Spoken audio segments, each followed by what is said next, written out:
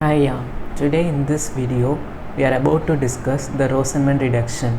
In this presentation we are going to see the reaction of Rosenman reduction, the mechanism of Rosenman reduction, how it occurs, the examples and the comparison between the Diebol H reagent and the Rosenman reduction.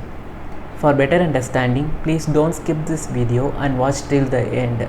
If you have not subscribed this channel, please subscribe and click the bell icon to get notified. Let's start. The Rosenman reaction. Here the acyl chloride is the starting material. We are doing hydrogenation in presence of palladium or barium sulfate. Here the barium sulfate acts as a poison to prevent the over reduction of this double bond to alcohol, so that it converts selectively into the acyl chloride into the aldehyde. This hydrogenation process is the conversion of acyl chloride to aldehyde, which was named after the Carl Wilhelm Rosenman.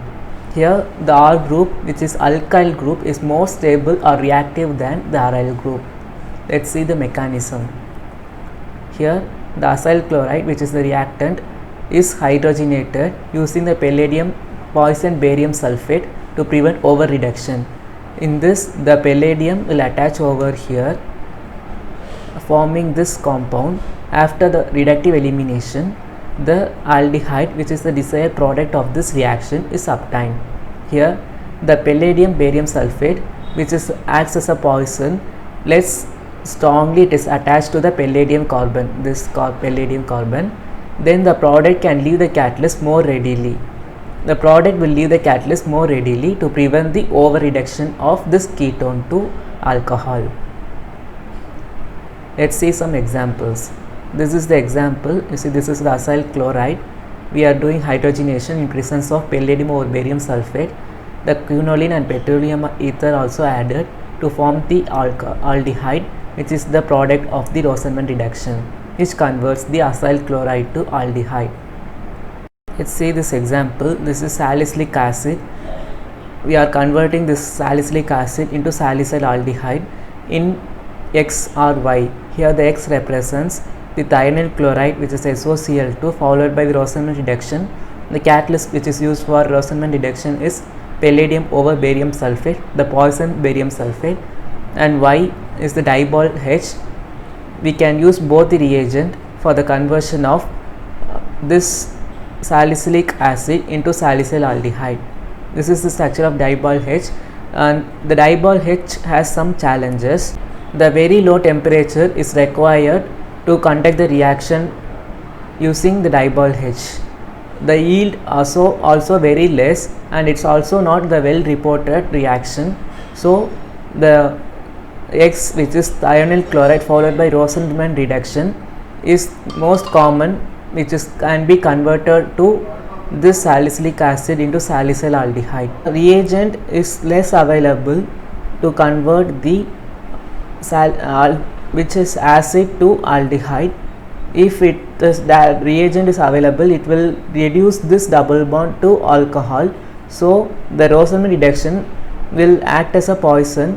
The barium sulfate will prevent the over reduction also. If we use Diebol H, the many side products also obtained.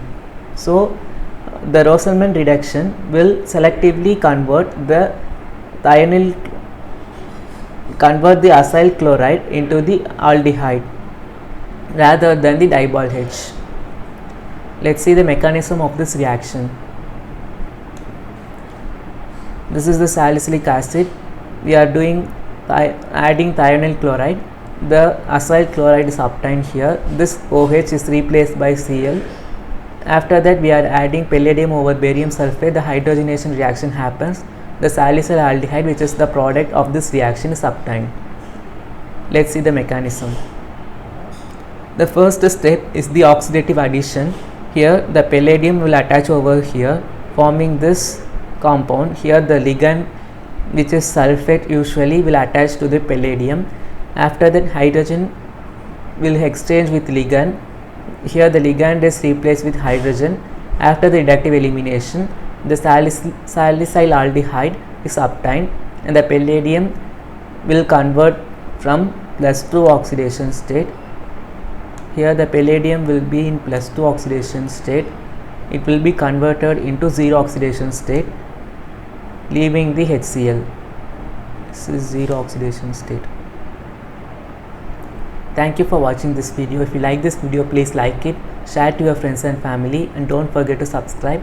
If you have any queries, please post it in the comment section. Have a good day.